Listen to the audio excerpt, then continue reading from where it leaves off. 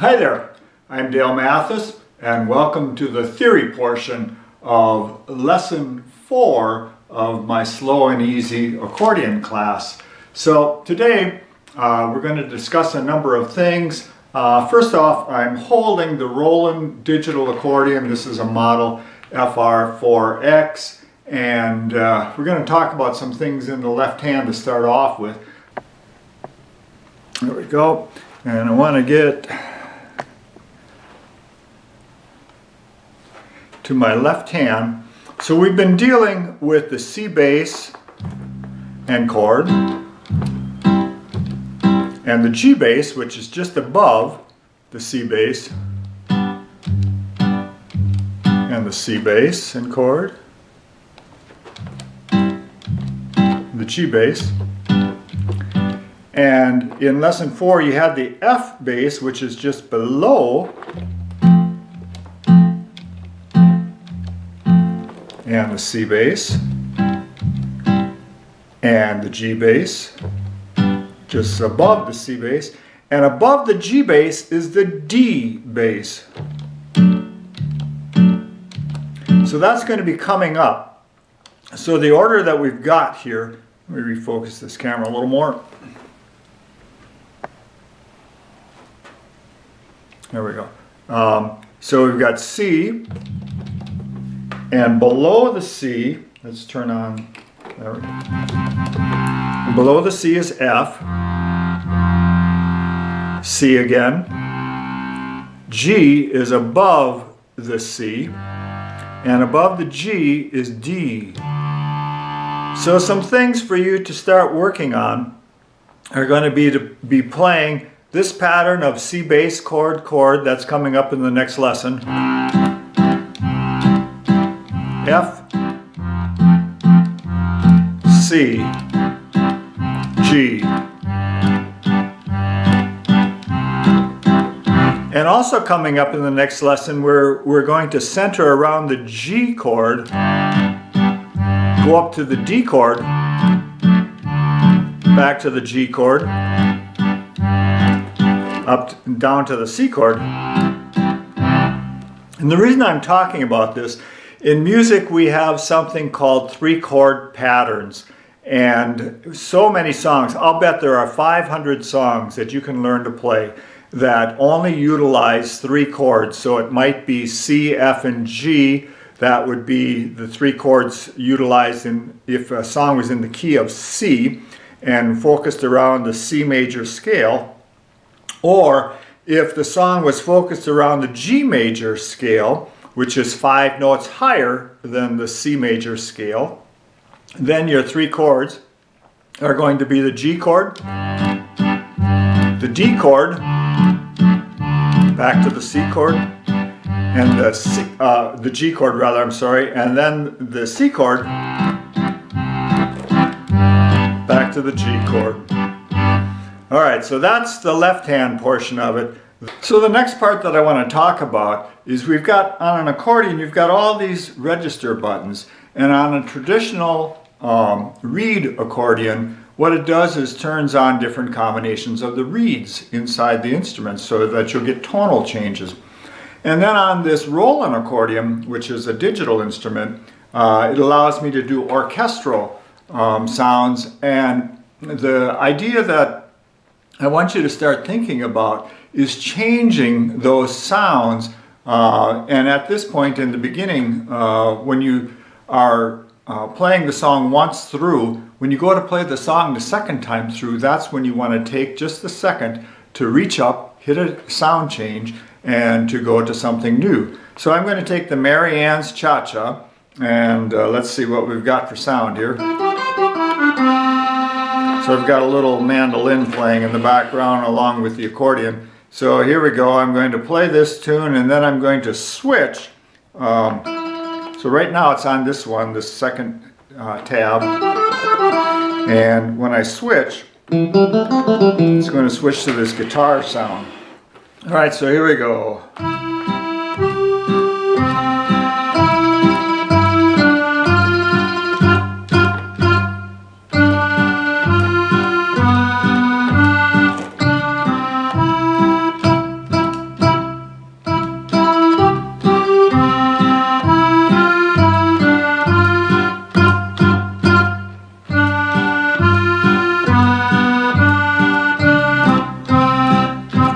change.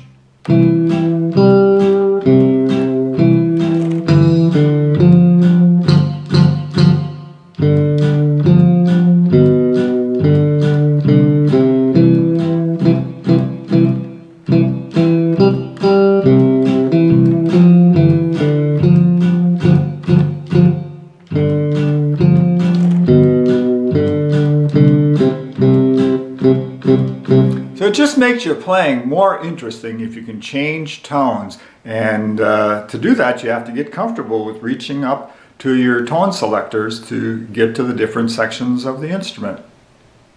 Okay, in this section, what I want to talk about is we're going to be playing songs coming up that need more keys on the instrument.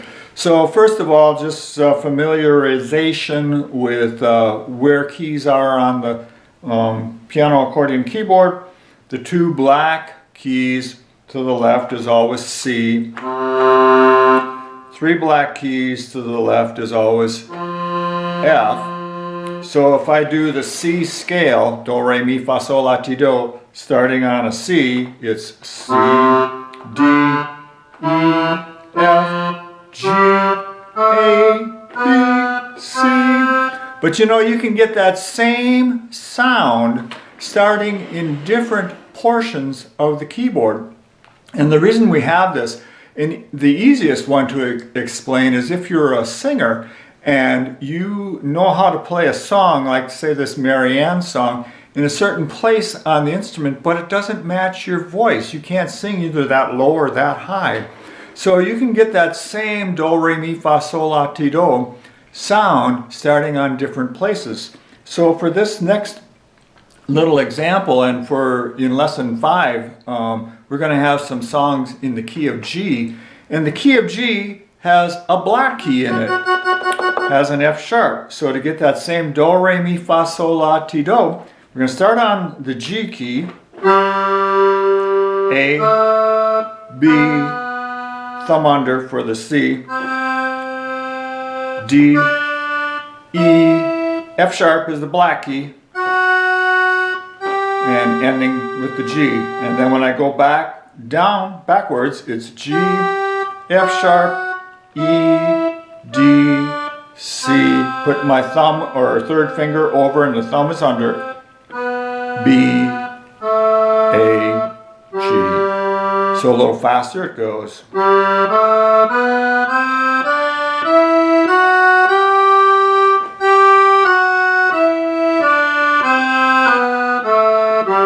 And I can get that same sound starting on a C. You notice I didn't have to play any black keys.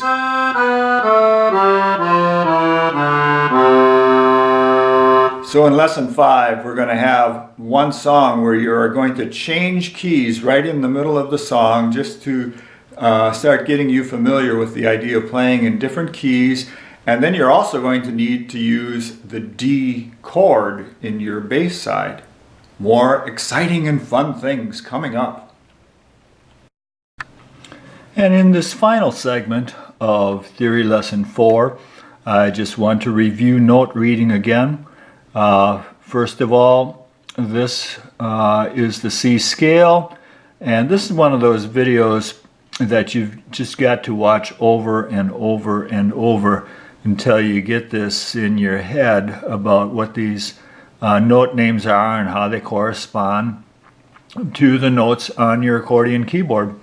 So treble clef is this fancy thing, and first ledger line below the treble clef is C, D, E, F, G, A, B, C, and then this is taking that scale going back in the reverse order.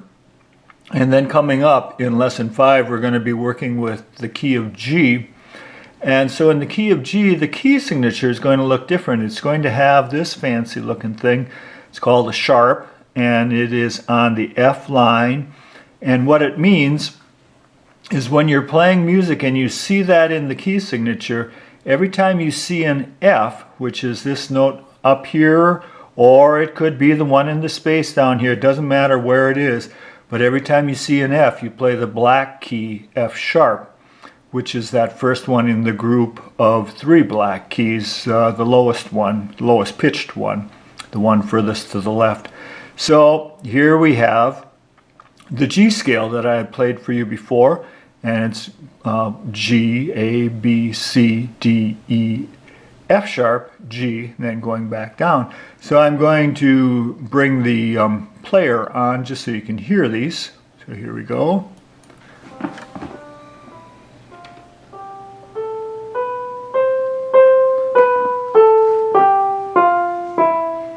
Now the G scale.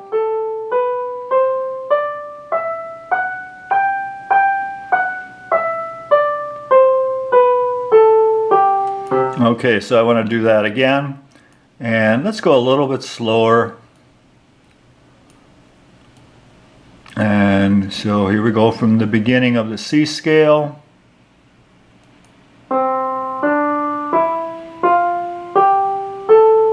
And now back. Now we're going to go to the G scale.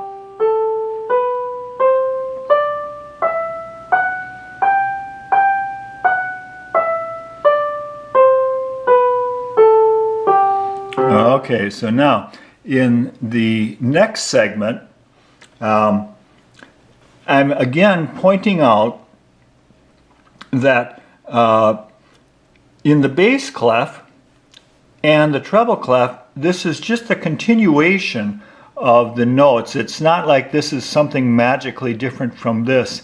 What it is, this first ledger line above the bass clef and the first ledger line below the treble clef, they are actually the same note.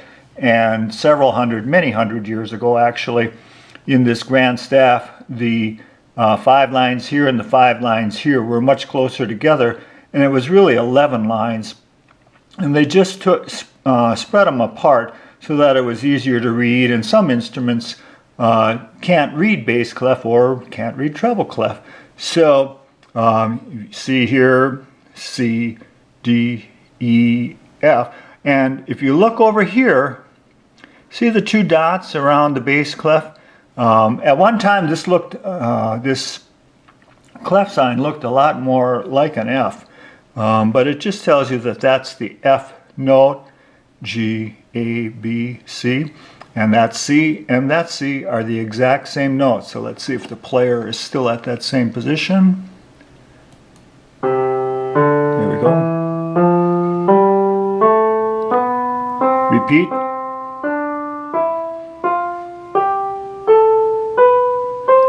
Okay, so you hear that those 2 C's sounded exactly the same. Okay, so here's a repeat of that entire scale. Here we go.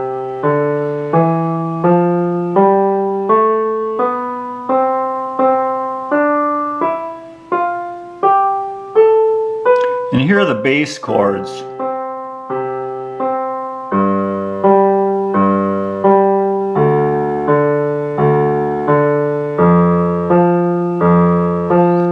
And the reason I brought those out, oops, let's go back to the other page. The reason I brought those out is because even though I'm not really stressing that you learn how to read all these notes down here, I want you to get accustomed to what the symbols look like. So you'll see on that second line is the note that we always play is our C bass and chord. And they separate these, if you count them, if you take the time to count them, you're going to find that these are separated by 8. So there's 1, 2, 3, 4, 5, 6, I'm not counting right here. There's one, all right, so it's 1, 2, 3, 4, 5, 6, 7, 8. And octave apart is how they spread those. And the G, if you count between here and here, you're going to find that there's an octave apart. And it's just symbology. It's not really the actual notes that you're playing on the accordion as far as if you were comparing it to a piano scale. And the new chords coming up, that we're working with. Here's the D, and remember on your accordion bass side, that is just above the G chord. And here's the F chord in bass, and that's just right below the C chord. So I don't have a printout of this page on the mycrownmusic.net website, but this is one of those things that you're going to have to just sit and look at and repeat the video over and over until you get this into your head. The other thing that could be helpful, in lesson 1 I mentioned the names of a couple of books. There was the Palmer Hughes book, and there was a book from Mel Bay Publishing. If you wanted to pick those books up, then you would see this stuff in print, and it would just be very helpful backup information, something you can hold in your hand. So thanks for watching lesson 4. I've got a little tune coming up to end up this video, and we'll see you again for lesson 5 coming up.